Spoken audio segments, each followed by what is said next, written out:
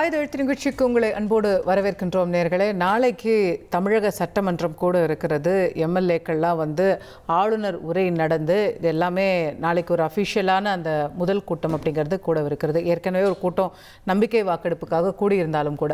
ஆனால் நாளைய சட்டமன்றத்தில் முக்கியமான சில எம்எல்ஏக்கள் இருக்க போகிறதில்ல. வரிசையாக ராஜினாமா செஞ்சுட்டே இருக்காங்க. இன்னும் இந்த கூட்டத்தொடர் முடியறதுக்குள்ளே வேற யாராவது ராஜினாமா பண்ணுவாங்களா அப்படிங்கிற கேள்விகள் ஹேசியங்கள்லாம் போய்கொண்டிருக்கக்கூடிய அளவிற்கு லேட்டஸ்ட்டாக அந்த லிஸ்ட்டில் சேர்ந்திருக்கக்கூடியவர் முன்னாள் அமைச்சர் விஜயபாஸ்கர் அவர்கள். அதிமுகவிலிருந்து தொடரக்கூடிய இந்த ராஜினாமாக்கள் அதிமுகவின் பலவீனத்தை காட்டுகிறதா அல்லது தாவேகாவின் யுக்தியை காட்டுகிறதா? எந்த பக்கம் சிக்கல், எந்த பக்கம் பலம், எந்த பக்கம் பலவீனம் எல்லாத்தையுமே பேச இருக்கும். நம்மோடு இன்று இணையக்கூடிய விருந்தினர்கள் அரசியல் விமர்சகராக திரு ஜவஹர் அலி அவர்கள் நம்மோடு இணைகின்றார். பத்திரிகையாளர் திரு பிரகாஷ் அவர்களும் திரு ஜுபேர் அவர்களும் நம்மோடு இணைகின்றார்கள். அதே போல வழக்கறிஞர் திரு சேலம் மணிகண்டன் அவர்கள் இணைந்திருக்கின்றார்.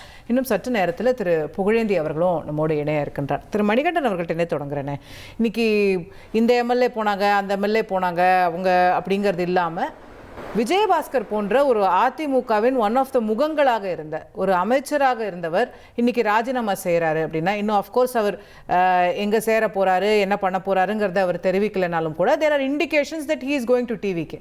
அப்போ இந்த மாதிரி முக்கிய முகங்களே வெளியேறும்போது முக்கியமான ஒரு சுய பரிசோதனை செய்து கொள்ள வேண்டிய கட்டம் இல்லையா? இல்லை அவங்க இழுக்கிறாங்க, அவங்க செய்கிறாங்கன்னு இன்னும் எவ்வளோ நாள் சொல்லிட்டு இருக்க முடியும்? தந்தி டிவி நேயர்களுக்கு வணக்கம்மா. நான் மத்தியானம் 12 மணி வரைக்கும் 1 மணி வரைக்கும் தந்தி டிவி பார்த்துட்டு இருந்தோமா. அதுக்கப்புறம் கொஞ்சம் வேலைப்பாடு காரணமா பார்க்கல. இப்ப லேட்டஸ்ட் ஸ்கோர் என்னம்மா, எத்தனை விக்கெட் போயிருக்குது, எவ்வளவு ரன்னுமா நான் பார்க்கல. பனையூர் எத்தனை ரன் எடுத்திருக்குது, எவ்வளவு விக்கெட் போயிருக்கு? 5. ஆனா அங்க வந்து பாத்தீங்கன்னா ரன் ஒண்ணு கூட மாட்டேங்குதம்மா. அதான் ரன் ஒண்ணு கூட மாட்டேங்குது. 108லயே அப்படியே 118லயே ஸ்ட்ரகிள் ஆகி நிக்குது. அதுக்கு இடைத்தேர்தல் வச்சால தலைப்பு ஒண்ணு கொடுத்திருந்தீங்க. அது இருக்குது, இருங்க. இடைத்தேர்தல் நான் தூய சக்தின்னு வார்த்தைக்கு 300 தடவை ஓம் சக்தி பராசக்தி, திமுக ஒரு தீய சக்தி, ஓம் சக்தி பராசக்தி, நான் ஒரு தூய சக்தின்னு சொன்னவருக்கு இடைத்தேர்தல் வரப்போகுது. இவரு தீய சக்தியா இல்ல தூய சக்தியா? 6 தொகுதியிலயே அவர் தோத்துருவாருமா. ஒரு 2 தொகுதியில தோத்தாருன்னா போதுமா? மக்கள் தீர்ப்பு. அதாவது அந்தந்த தொகுதியில இல்ல, நான் சொல்றது நான் இருக்கிறதுலயே மினிமமா சொல்றேன். ரொம்ப மினிமம் கேரண்டி நான் சொல்றது. 6 தொகுதியில 2 தொகுதி தோத்தாவே அப்ப விஜயோடைய இது அவர் தூய சக்தி எல்லாம் இல்ல, தீய சக்தின்னு தெரிஞ்சு போயிடும். அதாவது தாவேகா இழுக்கிறதா அதிமுக இழக்கிறதான்னு கேட்டிருந்தீங்கம்மா. பணம், பதவி, பவிசு, வாரியம், உள்ளாட்சி, மணல் குவாரி என்ற தாவேகா காந்தம் துரு பிடிச்ச சில அதிமுக தகர்த்தா அந்த பக்கம் இழுக்குதுமா. இல்ல நீங்க இந்த விக்கெட் எல்லாம் விழுந்துட்டு இருக்குது. நான் ஒன்னும் இல்ல, நீங்க ஏற்பீங்க. முந்தானேத்து வரைக்கும் விஜயபாஸ்கர் அவர்கள் அதிமுகவின் ஒரு முக்கிய முகம். அவர் இங்கேயே வளர்ந்து படிப்படியாக அம்மா காலத்துல வளர்ந்து அமைச்சராகி அதுக்கப்புறம் எடப்பாடியார் அமைச்சரவையில இருந்து தொடர்ந்து இப்போ கொரோனா காலத்துல பணியாற்றி நிறைய விஷயங்களை வந்து செய்தவர். இப்ப நீங்க அவரை வந்து அதுக்கு வேலை போயிட்டாரு, இதுக்கு வேலை போயிட்டாரு அப்படின்னு சொல்றீங்கன்னா உங்களுக்கு இருக்கிற கிரைசிஸை நீங்க பார்க்க மறுக்கிறீங்கன்ற பார்வை வர. என் வீட்டுக்குள்ள குடியிருக்கிற என் உறுப்பினர் குடும்ப தகப்பனை பார்த்து, குடும்ப தலைவனை பார்த்து கேள்வி கேட்டா அவங்களுக்கு நான் பதில் சொல்லலாம். அந்த மாதிரி எடப்பாடி பழனிசாமியோட அதிமுக கட்சியில இருக்கிறவங்க உண்மையாலுமே அந்த கட்சியை பத்தி அக்கறை கொண்டவங்க கேள்வி கேட்டா அதுக்கு கேட்டாங்க. அதுக்கப்புறம் இது வேலைக்கு ஆகுதுன்னு போறாங்க. இப்ப CV சண்முகம் இன்னும் இருக்கிறாருல்ல, இருக்கும்போது கேட்டதுக்கு நீ என்ன பதில் சொன்னீங்க? பொதுக்குழுவை கூட்டின்னு குறைஞ்சபட்சம் கேட்டாங்க, என்ன பண்ணீங்க? இவர் நாளைக்கு பொதுக்குழுவை கூட்டும்பாரு, அப்புறம் இன்னொருத்தர் நாளைக்கு செயற்குழுவை கூட்டும்பாரு. என்ன பொதுச்செயலாளர் நீங்க என்ன சொன்னீங்க? அதிமுக உள்ள இருந்து வேலை செய்யறவங்க கேட்டா நாங்க பதில் சொல்றோம். நீங்க அவங்க கேட்டதுக்கும் பதில் சொல்லலையே. அதிமுகவில் இருந்தவங்க தானே, உங்களோட பணியாற்றியவங்க தானே. 6 மூத்த அமைச்சர்கள் வந்து ஒன்னா உட்கார்ந்து உங்களோட வாங்க அவங்கள சேர்த்துருவோம் இவங்கள சேர்த்துருவோம் கட்சியிலன்னு பேசினாங்க. கட்சிக்குள்ள இருந்தவங்க தானே பேசினாங்க. கேட்டீங்களா? இந்த வாளும் கக்கனும் காமராஜரும் அதிமுகவோட பொதுச் செயலாளர் வந்து தாவேக்காவை எதிர்த்து ஓட்டு போடுங்க அப்படின்னு நம்பிக்கையில்லா தீர்மானத்தில் சொன்னப்ப யாரை கேட்டு போய் தாவேக்காவை ஆதரிச்சாங்க, யாரை கேட்டு விஜய போய் இவங்க சந்திச்சாங்க. அப்ப இதுல இருந்தே அவங்க நோக்கம் தெரியலையா? இவங்களுக்கு எப்படிமா எடப்பாடி பழனிசாமி இது கொடுப்பாரு? நேத்தினமும் அவர் பொதுச் செயலாளருக்கு இணையா அங்க உட்கார்ந்து பேசிட்டு இருக்காரு. CV சண்முகத்தில் அவனுக்கு கேட்கிற பதவி இல்லைன்னா தண்ணியில இருந்து எடுத்து வெளியே போடுற மீன் மாதிரி துடிக்கிறவருமா 2021 தோத்த உடனே நான் ராஜ்யசபாவுக்கு போறேன்னாரு. அங்க போய் என்ன தமிழ்நாட்டுக்கு அப்படியே கொடி கட்டி பறந்தாருன்னு தெரியல. அப்புறம் இங்க ஜெயிச்சு மந்திரி ஆகலான்னு உடனே இருந்த பதவி ராஜினாமா பண்ணிட்டு இங்க வந்தாரு, ஜெயிச்சாரு. அதாவதுமா நீங்களே சொன்னீங்களே இப்ப அந்த ஊசி போன விஜயபாஸ்கர் வந்து ஏன்னா தொடர்ந்து அம்மா காலம், அதுக்கப்புறம் எடப்பாடி பழனிசாமி காலம் லைம் லைட், பணம், பதவி, குவாரி எல்லாம் இருந்தது, எல்லாம் போச்சு. நான் ஒண்ணு கேக்குறேன், முதல்ல ஒண்ணு தெரிஞ்சுக்குங்க, பனையூரோட சைடு விக்கெட் கேட்டு விஜயபாஸ்கருக்கு நாளைக்கு திறக்குதா திறக்கலையான்னு பாருங்க. ஏன்னா சனிக்கிழமை தான். இப்பயே பாய் தலைவாணி எல்லாம் எடுத்துட்டு போய் இப்பயே பனையூர் சைடு கேட்ல இடம் பிடிச்சிக்க சொல்லுங்க. ஏன்னா சனி ஞாயிறு தானே மொத்தமா கூட்டம். ஒரு படத்துல சொல்லுவாரு ஏதோ ஒண்ணுதான் கூட்டமா வரும். இல்ல நான் அதுதான் சார் கேக்குறேன் சார். நம்ம வெளிப்படையாவே உடைச்சு பேசுவோமே, நீங்க பணத்துக்காக பதவிக்காக ஏதோ ஒரு அதிகாரத்துக்காக தாவேக்கா பக்கம் போறாங்கன்னு குற்றச்சாட்டு வச்சீங்கன்னா இதெல்லாம் பார்க்காதவரா விஜயபாஸ்கர்? அப்ப அதை தாண்டி எதுக்காக அவர் அங்க போகணும்? அந்த கேள்வி வரும்ல. which means there is a leadership crisis இல்ல? அந்த கேள்வி வந்து நம்ம புறந்தள்ளுறோமான்னு கேக்குறேன். சரிம்மா, நான் 100% நீங்க கேக்குற கேள்விக்கு உடன்படுறோமா. மக்களுக்கு பணியாற்றணும், இன்னொரு காமராஜரா, இன்னொரு கக்கனா, இன்னொரு MG ராமச்சந்திரனா இருக்குன்னு தாமா அங்க போறாங்க. 100% ஏத்துக்கிறோமா. ஒரே ஒரு உத்தரவாதம் கொடுக்க சொல்லுங்க. நான் இந்த கட்சிக்கு இன்னைக்கு தான் புதுசா வந்திருக்கேன். மரியாதைக்குரிய முதல்வர் விஜய் கட்சியில எத்தனையோ பேர் பசக்காச்சு போஸ்டர் அடிச்சு செவுத்துல ஒட்டி பாவனைக்கு வந்திருக்காங்க. இந்த கட்சியில சேர்ந்து 3 ஆண்டுகளுக்கு எனக்கு எந்த பொறுப்பு வேணாம். நான் இந்த கட்சிக்காக பாடுபடுறேன். அதுக்கப்புறம் எனக்கு பொறுப்புகள் கொடுத்து அறிவிக்க சொல்லுங்க அந்த உத்தம சீலர்களை. வேற எதுக்குமா போறாங்க? என்னமா சிரிப்பாது? எதமா இனிப்பை நோக்கி எறும்புகள் எதுக்குமா ஓடும்? பதவி பித்தர்கள் சம்பாதிச்சு வச்ச குவாரி அடிச்ச கொல்ல பணத்தை காப்பாத்திக்க கேஸ்ல நான் கேக்குறேன். இவர் வந்த உடனே இவர் சிபிஐ கேஸ் இருக்குது விஜயபாஸ்கர் அப்படியே இதுக்கு இந்த வீரர் மாதிரி போல்வால்ட் வீரர் மாதிரி தாவி குதிச்சு அதிமுக தூக்கி பேப்பர் வெளியே போட்டார் தினகரனை காப்பாத்துறதுக்கு.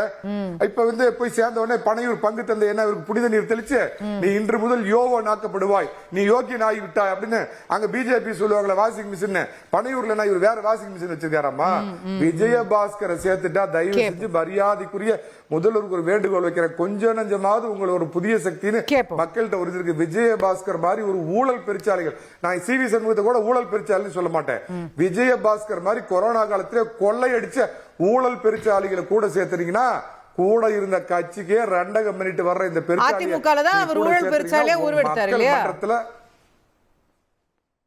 CBI case போட்டுச்சா? அதுதான் கேக்குறேன். இன்னொன்னு பண்ணுங்க, அவரை ஊழல் பெருச்சாலியாக உருவாக்கிய இயக்கம் அதிமுக இல்லையா? ஆமா, அதிமுக கையை பிடிச்சி ஒரு திருட சொல்லி திருட தெரியாத யோகியன் இந்த படத்துல இருந்து வந்தாரு. கடலூருக்கு சமரச சன்மார்க்க சங்கத்துல இருந்து வந்தாரு. இவர் அதிமுக எடப்பாடி பழனிசாமி பிடிச்சிருந்தாப்பா திருடுப்பா அப்படின்னு சொல்லி கொடுத்தாரா? இன்னும் என்னதான் வேணுமா இவங்களுக்கு? நான் கேக்குறேன், இப்படி சொல்லுங்களா. டிவி பிரபுன்னு ஒரு மைன்ஸ் மினிஸ்டர் இருக்கிறாருல, இந்த அவர்கிட்ட ஒரு NOC வாங்கிட்டு சொல்லுங்க. இவர் எத்தனை குவாரி ஊசி போடுற டாக்டர் இல்லமா, அவர் வசூல் ராஜா MBBS டாக்டர் 10-15 குவாரி வச்சிருக்கிறாரு. எல்லா தொழிலையும் காப்பாத்திக்கிட்டு விஜயசாமியே சரணம் அப்படின்னு கட்சியை பத்தி அக்கறை இருந்ததுன்னா நான் எந்த முதல்ல சேர்த்த மாட்டாருமா விஜய். ஆணித்தரமா சொல்றேன், அரசியல்ல நடுதான் திருலோக சொர்க்கத்தில் நிக்க போறாரு விஜயபாஸ்கரோட கதி அதோ கதி. இன்னொன்னு சொல்லிடுறேமா, நாளைக்கு அதிமுக ஒரே ஒரு வார்த்தையில முடிச்சிடறேன்.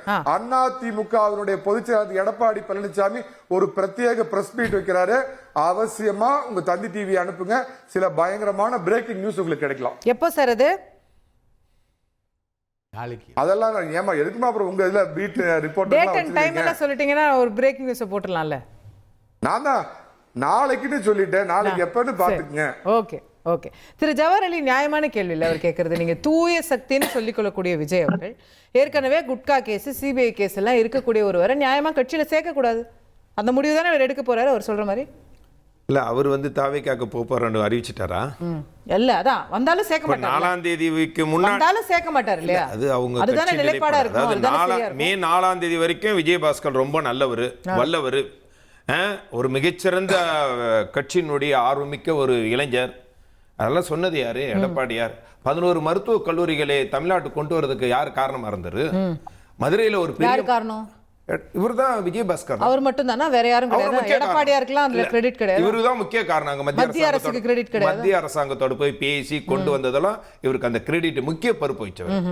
மதுரை மாநாடு நடத்தினதுக்கு ஒரு முக்கிய பொறுப்பு. ஆனா அவர் ஒழுங்கான சாப்பாடு போட்டாரா இல்லையாங்கிறது அது கேள்வி. மக்கள் சாப்பாடு போட்டாரா? கேள்வி நீங்க தூய சக்தின்னு சொல்லிக் கொள்ளக்கூடியவங்க ஏற்கனவே ஓப்பனா சிபிஐ கேஸை ஃபேஸ் பண்ணிட்டு இருக்கிற ஒருவரை கட்சியில இணைப்பாங்களா மாட்டாங்களான்ற கொஸ்டின் அவர் வைக்கிறார். இணைக்க மாட்டாங்க, அதுதாங்க கரெக்ட்னு அவர் சொல்றாரு. நான் உங்க பார்வை என்னன்னு கேட்கிறேன். இந்த ஏற்கனவே இருந்த ஓபிஎஸ் மேல, வைத்தியலிங்க மேல, மனோஜ் பிரபா மேல வழக்கு இருந்தது. அவர்களும் கடைசி கட்டத்துல ராஜினாமா பண்ணாங்க. திமுக போனாங்க. அது வேற கதை. திமுக தூய சக்தின்னு எங்கயாவது சொல்லிடுறாங்களா? இப்போ அது பிரச்சனை. இப்போ நீங்க தான் திமுக தூய சக்தி, அதிமுக ஊழல் சக்தி, நாங்க தான் தூய சக்தின்னு வந்து இறங்கி இருக்கிறீங்க. அப்ப நீங்க தான் சொல்வது. இன்னைக்கு பாருங்க, ஊழல் பல்வேறு வகையில அடைக்கப்பட்டிருக்குது. டாஸ்மார்க்ல இருந்து, மின்சாரத்துறையில இருந்து, இப்போ கார்பரேஷன்ல பண்ண வட்டி, இது லஞ்சமே வாங்க மாட்டேங்கிறான் மேடம். உண்மையிலே பத்திரப்பதிவுல காசு வாங்க மாட்டேங்கிறான் மேடம். நான் பொய்க்கு சொல்லல, நான் கண்ணாட பார்த்த விஷயங்கள். அதுதான் தூய சக்திங்கிறதுக்கு.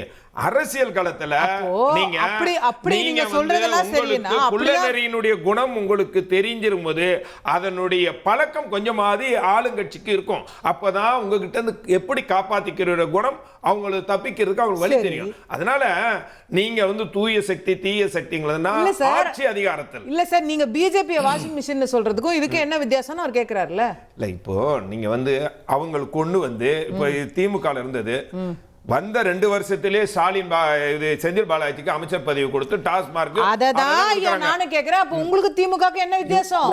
அவங்க தீய சக்தி, நீங்க தூய சக்தி. எப்படி அத மாதிரி அமைச்சர் பதவி ஏதாவது கொடுத்துட்டாங்களா? அமைச்சர் இல்ல சட்டமன்ற சேர்க்க மாட்டாங்க சொல்லிடுங்க. விஜயபாஸ்கர் அவர்களை தாவேக எந்த கட்சியும் வர்றவங்கள வரக்கூடாது, சேர்க்க மாட்டோம்னு சொல்ல மாட்டாங்க. சார், ஓபனா கேஸ் இருக்குறவங்கள எதுக்கு சேர்த்துக்கிட்டு? இப்ப நாளைக்கு ஒண்ணும் இல்ல சார், அந்த கேஸ்ல அவர் கன்விக்ஷன் வருதுன்னு நான் கேக்குறேன். நாளைக்கு வரேன், அவர் கேஸ்ல கன்விக்ட் ஆறாருன்னு வைங்க, அவருக்கு தண்டனை கிடைக்குதுன்னு வைங்க, என்னன்னு வரும்? தாவேக விஜயபாஸ்கருக்கு தண்டனைன்னு வரும். நான் என்ன சொல்றேன், இன்னைக்கு அதிமுகல உதயகுமார் சொல்லியிருக்கிறாரு. உதயகுமார் சொல்றாரு, என்ன சொல்றாருன்னா, நீங்க கொள்ளடிச்சீங்களா அதுக்கு முன்னாடி இந்த அமைச்சரவையில இருந்து யாரு சொல்றாரு? உதயகுமார் அமைச்சரவையில இருந்தவர். அவர் யாருன்னா, முன்னாடி சசிகலா அம்மா தான், அம்மாக்கு அடுத்து இந்ததான் சின்ன அம்மாண்டவர். அதுக்கப்புறம் விசுவாசத்துக்கு பேரு ஓபிஎஸ் சொன்னவர். அப்புறமா எடப்பாடியான்னு சொல்றாரு. நாளைக்கு யாரும் சொல்ல பாருங்க. அவர் சொல்றாரு, நீங்க கொள்ளடிச்சிருக்க பணத்தை நீங்க கட்சியை கொடுத்துருங்க. அப்போ தங்களை தானே நாங்க கொள்ள அடிச்சிருக்கோம் அப்படியேவா சொல்லிருக்காரு? ஆமா மேடம், நீங்க கொள்ள அடிச்ச பணத்தை கட்சி கொடுத்துருங்கிறாரு. நீங்க எடுத்துட்டு போக கூடாது அப்படின்னு சொல்றாரு உதயகுமார் இன்னைக்கு. அப்போ எவ்வளவு கேவலமா, நான் என்ன சொல்றேன், இப்போ நான் என்ன எதுக்காக இவங்க போறாங்க நம்ம பார்க்கணும். இல்ல நைரிங்க ஒரு நிமிஷம், எதுக்காக போனா கட்சி பலவீனம் அடைஞ்சிருக்கு, கழுத தேஞ்சு கட்டருமா போய்கிட்டு இருக்கு. இத வந்து நீங்க அதை ஆய்வு செய்யணும், நீங்க ஒரு பொதுக்குழுவை கூட்டணும். நீங்க அம்மாவனுடைய மறைவுக்கு பிறகு எடப்பாடியார் தலைமை பொறுப்புக்கு வந்தார். அவர் என்ன சொன்னா, அப்ப தோல்வி கிடைச்சு. அப்ப என்ன சொன்னார், நான் ஒத்தை தலைமையா இருந்தா நான் வெற்றியை வாங்கி கொடுப்பேன்னு சொன்னாரு. அப்ப என்ன, அதனால இவரை ஒத்தை தலைமை கொண்டு போனது யாரு? விஜயபாஸ்கர், சி.வி. சண்முகம், எஸ்.பி. வேலுமணி, தங்கமணி அண்ணன் போன்றவர்கள் கொண்டு போனாங்களா? உங்களால கொண்டு வெற்றியை வாங்க முடியல. அப்போ அந்த ஆய்வு செய்யறதுக்காக, நீங்க பேசுறதுக்காக எல்லாத்தையும் கூட்டி பேசணும். இதே ஒரே ஒரு விஷயம் சொல்றேன், இந்த தலைமை இப்ப இருக்க தலைமை எடப்பாடியார் இல்லாம வேற யாரோ ஒரு தலைமையில் இருந்தா கூட, எடப்பாடியார் ஒரு எம்எல்ஏ இருந்தா, இப்போ அவரு சி.வி. சண்முகமும் எஸ்.பி. நம்ம விஜயபாஸ்கர் என்ன நிலைமை முடிவு எடுத்திருக்காங்க, அதே நிலைமை தான் எடப்பாடி எடுத்திருப்பார். அதனால நான் என்ன சொல்றேன், இப்போ அவங்களுக்கு தேவை தெரியுமா, தொண்டர்கள் விரக்தி அடைஞ்சிருக்காங்க, தொடர் தோல்வி. அதை சரி கட்டுறதுக்கு என்ன? அப்போ வந்து இந்த கட்சிக்கு ஒரு புதிய சக்தி வேணும், இளைய தலைமுறை சக்தி வேணும். அப்படி பார்க்கும்போது இவர் என்ன பண்றாரு, தன்னுடைய மகன் தான் இளைய தலைமுறைக்கான சக்தின்ட்டு கொண்டு வரது முன்னிறுத்திருக்காண்டி கட்சியை விட்டு போறாங்க. இன்னும் எதுவுமே அபிஷியலா சொல்லல, it is just speculation. Madam, அபிஷியலா சொல்லாட்டினா அதுக்கான வேலைகள் நடக்குது. நான் வந்து நான் நிறைய பேச விரும்பல. ஆனா அப்ப எதுக்கு கட்சியை விட்டு நாளைக்கு இல்லன்னு சொல்லிட்டாங்கன்னா என்ன பண்றது? நம்ம இவ்வளவு பேசி என்ன பிரயோஜனம்? நாளைக்கு இல்லன்னா இல்ல. கட்சியில நீங்க பவர் சென்டரா இருக்காரா இல்லையா? இல்லன்னு சொன்னீங்கன்னா அப்புறம் நான் அதுக்கு நான் வந்து ப்ரூஃப் காட்ட முடியாது. நான் ஆல்ரெடி நான் உங்ககிட்ட சொல்லியிருக்கேன். ஒரு நான் முடிச்சிடறேன். அப்போ நீங்க கட்சியை விட்டு முடிச்சிடறேன் மேடம். கட்சியை விட்டு போறவங்க எல்லாம் துரோகி. நீங்க துரோகினா அப்ப கட்சியை அரவணைத்து ஒரு தாயுள்ளத்தை அரவணைக்க கூடிய அந்த பவரை நீங்க இழக்கும் போது எப்படி கட்சியை விட்டு போனா துரோகி ஆவாங்க? கேப்போம். திரு மணிகண்டன் ரொம்ப சுருக்கமா ஒரு வரி, இன்னும் 3 பேர் பேசல. நண்பர் ஜவஹர் அலிக்கு ஒரே ஒரு வார்த்தை, நாளைக்கு திரு எடப்பாடி பழனிசாமி கூட்டுற பிரஸ் மீட்ல வாரிசு அரசியலுக்கும் அதிமுகவுக்கும் சம்பந்தம் கிடையாது, என்னுடைய பையன் மிதுன் பழனிசாமி அவருடைய தொழிலை கவனிப்பார ஒழிய கட்சி விஷயத்துக்கு அவர் வரமாட்டார்னு அறிவிக்க போறார். அறிவிக்கல அப்படின்னு சொன்னா நான் டிவியில பேச வரதை விட்டுறேன். ஜவஹர் அலி தாவேக்காவுக்கு போறதை விட்டுருவாரான்னு கேட்டு சொல்லுங்க. அதாவது நான் தாவேக்காவுக்கு போறேன்னு உங்கள்கிட்ட சொன்னேன்னா நீங்க திமுக அண்ணா திமுக இருந்து பேசுறீங்கன்னு சொல்றீங்களா? என்ன இது அர்த்தம்? விஜயபாஸ்கர் தாவேக்காக்கு போறேன்னு சொன்னாரா? இல்ல அது மாதிரி தான் விடுங்க. நான் சொல்றேன் இது ஒரு சொல்லுவாரா, நான் என் மகனை வந்து நான் பகிரங்கமா கொண்டு வரேன்னு சொல்ல போறாரா? இப்ப கட்சியில இருக்கக்கூடிய ஒரு பிரச்சனை இல்ல. இல்ல ஒரு நிமிஷம் கேளுங்க. நான் எதையும் தடுக்கல, நம்ம ஃபுல்லாவே இத பத்தி பேசிட்டோம். we come to the issue at hand. இல்ல நான் என்ன சொல்றேன், அவர் அறிவிக்கட்டும், அவர் பையன் வரட்டும், நம்ம தனியாவே ஒரு நிமிஷம் கேளுங்க. மத்தவங்க பேசணும்ல சார். அப்ப அவர் பேசுறது அனுமதிச்சுங்க, சொல்றது கொஞ்சம் கேளுங்க. நான் என்ன சொல்றேன்னா, அவரு வந்து எடப்பாடியார் நாளைக்கு பிரஸ் மீட் கொடுக்க போறேன்னு சொல்லி அதிகாரப்பூர்வமா இவர்கிட்ட மணிகண்டன் கிட்ட சொல்லியிருக்காரு. பத்திரிகை நியூஸ் எதுவும் வரல, இவரும் அவர் அவ்வளவு நெருக்கமா இருக்கிறான்னு ஒரு காட்டிக்கிறார். இருக்கட்டும். ஆனா இந்த விஷயத்தை வர சொல்லுவாங்களா? நான் என்னுடைய மகனை அதிகாரப்பூர்வமா இது கொண்டு வரேன் இப்ப இருக்கக்கூடிய பிரச்சனை இல்ல. ஆனா ஏற்கனவே அவர் இருக்கிறாரா இல்லையாங்கிறதான். அப்ப நான் கேட்கறதுதான். சரி சொல்லுங்க திரு பிரகாஷ். இதுல இவங்க இழுக்கிறாங்களா அவங்க இழுக்கிறாங்களா? ரெண்டுமே மேடம், ரெண்டுமே. இப்போ வந்து முக்கியமான பிரச்சனை என்னன்னா, ஹைகோர்ட்ல இன்னைக்கு வந்த டைரக்ஷன்ஸ் 4 எம்எல்ஏக்கள் ராஜினாமா பண்ணி கிரவுண்ட் ஃப்ளோர்ல ராஜினாமா பண்ணி ஃபர்ஸ்ட் ஃப்ளோர்ல டிவிக்கில போய் சேர்ந்ததுக்கு எதிராக ஒரு பெரிய ஜட்ஜ்மெண்ட் வந்து இவருக்கு எதிராக வந்திருக்கு, சபாநாயகருக்கு எதிராகவே வந்திருக்கு. ரைட்டுங்களா? சீஃப் ஜட்ஜு அவரே கொடுத்துருக்காரு. அதாவது அவங்க வந்து இந்த மாதிரி அவங்களுக்கு ஆல்ரெடி வந்து நாங்கள் நோட்டீஸ் இஷ்யூ பண்ணியிருக்கோம் கட்சி தாவல் தடுப்பு சட்ட பிரகாரம். அந்த நோட்டீஸோட விசாரணை வந்து சபாநாயகர்கிட்ட பெண்டிங்கில் இருக்குது. அது சம்பந்தமாக எந்த முடிவும் எடுக்காமல் இவங்க போய் சேர்ந்தாங்க. ஆனால் நோட்டீஸ் தானே வழங்கியிருக்காங்க. நோட்டீஸ் தான் கொடுத்தாங்க. நோட்டீஸுங்கிறது ரெகுலர் ப்ரொசீஜர் தானே? இல்லைங்க, அது வந்து சபாநாயகருக்கு நோட்டீஸ் கொடுத்தோன்னே சபாநாயகர் என்ன பண்ணியிருக்காருன்றது பாருங்க. அந்த 4 பேரையும் கூப்பிட்டு அவங்க கிட்ட விளக்கம் கேட்டு வாங்கியிருக்காரு. சபாநாயகர் வந்து விளக்கம் கேட்டு வாங்கியிருக்காரு. ஸோ உங்களுக்கு வந்து இட் இஸ் ஆன். ஏன் நீங்கள் கேட்டிங்களா, ஏன் விஜயபாஸ்கர் போய் தாவேக்கால சேரலன்னு? இப்போ சேர்ந்தாருன்னா இவரும் அந்த லிஸ்ட்டில் வந்துடுவார். ரைட்டுங்களா? இப்போ ரெசிக்னேஷன் பண்ணிவிட்டு தாவேக்கால போய் சேர்ந்தார்னா இவரும் அந்த லிஸ்ட்டில் வந்துடுவார். ரைட்டுங்களா? இந்த இழுக்கப்படுறதுன்றது எல்லா சைட்லேயும் நடக்குது மேடம். நான் உங்களுக்கு ஒரு அதிர்ச்சி தகவலை சொல்கிறேன். தாவேக்காலேருந்து ஒரு 10 எம்எல்ஏக்கள் போக தயாராக இருக்காங்க. எங்க ரெசிக்னேஷன்? எங்க? திமுக. எதுக்கு? அவங்களுக்கு இருக்கக்கூடிய கிரைசிஸ். அவங்க என்ன கிரைசிஸ்? அவங்களுக்கு ஆளுங்கட்சியா இருக்கிறாங்க. என்ன கிரைசிஸ்? ஆளுங்கட்சி தான் மேடம். ஆளுங்கட்சியில வந்து அவங்களுக்கு டிஸ்பியூட் இருக்கு. இவரு நம்ம பொதுச் செயலாளர் புசி ஆனந்த் வந்து மீட்டிங் போட்டு பேசியிருக்காரு. என்ன சார் எனக்கு புரியல. பட் என்னதான் கிரைசிஸா இருக்கட்டும், ஒரு ஆளுங்கட்சி எம்எல்ஏ எதுக்கு எதிர்கட்சிக்கு போவாங்க? இது வரலாற்று நடக்காத விஷயம். ஆமாங்க. வெஸ்ட் பெங்கால்ல இன்னைக்கு வரக்கூடிய டிவிஷன்ஸ் எல்லாம் பாக்குறீங்க இல்லையா, கட்சிகள் எப்படி உடையுதுன்றத. மமதா பானர்ஜி தோத்ததுக்கு அப்புறம் அந்த கட்சி உடையதுக்கு அப்புறம் ஆளுங்கட்சியா இருக்கும்போது உடையல. ஜெயிச்சப்போ வந்து உங்களுக்கு மகாராஷ்டிரால ஜெயிச்ச கட்சிகள் தானே தங்களுக்குள்ள இன்டராக்ட் பண்ணிக்கிச்சு, மாத்திக்கிச்சு யார் முதல்வர்னு. அந்த மாதிரி இந்த சைடுல தாவேக்கால ஆல்ரெடி ஒரு 9 எம்எல்ஏ. சரி, அப்போ இப்போ தாவேக்கா எம்எல்ஏக்கள் திமுக போனா அது அவங்க இழுக்கிறாங்கன்னு எடுத்துக்கணுமா, இவங்க இழக்கிறாங்கன்னு எடுத்துக்கணுமா? ரெண்டுமே எடுத்துக்கலாம். 9 எம்எல்ஏ அதுவும் குதிரை பேரம் தானே. 9 எம்எல்ஏக்கள் வந்து ஆல்ரெடி டிஸ்குவாலிஃபிகேஷனுக்கு தயாராக இருக்காங்க. எலெக்ஷன் கமிஷனில் பிரமாண பத்திரத்தில் தவறான கல்வி தகுதியை அவங்க சொன்னதுனால ஆல்ரெடி அந்த கிரைசிஸ் இருக்குது. இப்போ 4 எம்எல்ஏக்கள் மேலே உயர்நீதிமன்றத்தில் வழக்கே இருக்குது. ரைட்டா? இப்போ அண்ணன் விஜயபாஸ்கர் போனாலும் சரி, அண்ணன் சிவி சண்முகம் போனாலும் சரி, யாரும் அவங்கள சேர்த்துக்க மாட்டாங்கன்னு நினைக்கிறீங்க இப்போ தாவேக்கால்? ஆமாம், இப்போ இன்னைக்கு லெவலில் அவங்க சேர்த்துக்க மாட்டாங்கன்ற ஒரு கண்டிஷன் இருக்கிறதுனால தான் விஜயபாஸ்கர் போல. அப்போ அவர் ரிசைனும் பண்ணிட்டாரு. அப்போ என்ன செய்வார்? ரிசைன் பண்ணிட்டாரு. திரிசங்கு சொர்க்கம்னு ஒன்று இருக்கு இல்லையா, சொர்க்கமும் இல்லை நரகமும் இல்லை, நடுவில் ஒன்று இருக்கு இல்லையா, அதுதான் விஜயபாஸ்கரோட நிலவரம். விஜயபாஸ்கருக்கு இன்னொரு கிரைசிஸ் என்னன்னா, முழுக்க சென்ட்ரல் கவர்மெண்ட் இடி, ஐடி, சிபிஐ ஹெவியஸ்ட் கேசஸ். இவர் குவாரி வச்சிருக்காருன்னு சேலம் மணிகண்டன் சொல்கிறார் இல்லையா, அது ஒரு பிஸ்னஸ் இன்ட்ரெஸ்ட்டு ப்ளஸ் வந்து திமுக அரசு போட்ட வழக்குகள். இந்த 2 பிஸ்னஸ் இன்ட்ரெஸ்ட் தான் அவருக்கு இருக்குது. ஆனால் இப்போ அவர் எடுத்திருக்கிறது மிகப்பெரிய ராங் மூவ். ஏன்னா இந்த வழக்கு என்பது தலைமை நீதிபதி கிட்ட இருக்கக்கூடிய வழக்கு. இந்த இது 4 எம்எல்ஏக்கள் 4 எம்எல்ஏக்கள் வழக்கு, ரைட்டுங்களா? அப்போது இடைத்தேர்தல்னு நீங்கள் வந்தீங்கன்னா எத்தனை தொகுதிக்கு இடைத்தேர்தல் வரும்னு தெரியாது. ஒன்று, தாவேகா அரசு இப்போதைக்கு 6 தொகுதி இடைத்தேர்தல், 6 தொகுதிக்கு தாவேகா அரசு வந்து எந்த அளவுக்கு நிற்குன்றது தெரியல, ரைட்டுங்களா? 9 எம்எல்ஏக்களுக்கு தகுதி. இப்போ இந்த இடைத்தேர்தல்லாம் ஜெயிச்சு வந்தாலும் கூட இன்னும் அரசுக்கு ஆபத்து இருக்கும்னு நினைக்கிறீங்க? கண்டிப்பா ஹெவியஸ்ட் ஆபத்து வந்து இருக்கும். இவங்க எடுக்கிறதே வந்து அப்ரப்டான ஒரு நடவடிக்கைகள் தான் இவங்க எடுக்கிறாங்க. அதிமுகவில் இவங்களுக்கு கிரைசிஸ் இருக்கானா? இருக்கு. ஓகே, ரைட்டா?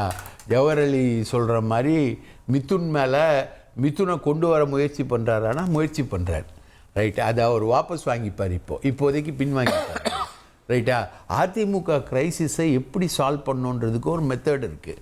ஆனால் இவங்க அடாப்ட் பண்ண மெத்தடுனா தாவேகாக்கு போய் ஆதரவு தெரிவித்து ஓட்டு போட்டு நின்று கட்சி தாவல் தடுப்பு சட்டத்தை அட்ராக்ட் பண்ணிட்டு அதுக்கப்புறம் மன்னிப்பு கேட்டு அதுக்கப்புறம் திரும்பவும் ரிசைன் பண்ணிட்டு திரும்பவும் வியாக்கியானெல்லாம் சொல்லி கட்சினா அப்படி இருக்கணும், எல்லாரையும் சேர்க்கணும், எல்லாரையும் துரத்தக்கூடாது அப்படின்னு ராமாயணம் மகாபாரதம் எல்லாத்தையும் படித்து இன்னைக்கு வந்து போய் சேர போகிற நிலைமையில் அங்கே சிஜே பெஞ்சிலேருந்து நோட்டீஸ் ஆர்டர் ஆயிருக்கு. இப்போ அவர் இப்போ இங்கே ரிசைன் பண்ணிட்டாரு, அங்கே போக முடியாமல் நிற்கிறாரு. போக முடியாமல் அவர் நிற்கிறாரு. இனி யாரும் அங்கே ரிசைன் பண்ணிட்டு அங்கே போகக்கூடிய நிலைமையில இல்லை. ரெண்டாவது, நீங்கள் கேட்ட கேள்வி ரொம்ப அற்புதமான கேள்வி. இவ்வளோ ஊழல் வழக்கு இவர் மேலே இருக்கு, இவ்வளோ ஊழல் வழக்கு இருக்கிறவரை சேர்த்தவங்க எப்படி தூய சக்தி ஆகும்? ஓகே, கேப்போ திரு சுபர் ஒரு இன்ட்ரெஸ்டிங்கான பாயிண்ட் அவர் எழுப்புறாரு. இன்னும் தாவேகா இது இடைத்தேர்தலில் 10 பேர் ஜெயிச்சு வந்துட்டாங்கன்னா ஆட்சி நிலச்சிரும்லாம் இல்லை, இன்னுமே நிறைய சங்கடம் இருக்குது அப்படிங்கிறாரு. அப்போ இது ஒரு ஆன்கோயிங் சேர்ன் இருந்துகிட்டே தான் இருக்க போது போல இருக்கு அவர் சொல்கிறது. இல்லை, இன்னைக்கு தாவேகாவை நோக்கி நாளுக்கு நாள் புதிய கட்சிகள் புதிய அணிகள் வந்துக்கிட்டே இருக்கு. அந்த தாவேகா முதல்ல ஜெயிச்சு வரப்ப 108 இருந்தாலும் கூட இன்னைக்கு ஒரு வலுவான கூட்டணியோடு இருக்கு, அதை நீங்க பார்க்கணும். ரெண்டாவது, ஆளும் கட்சியாக இருக்கு.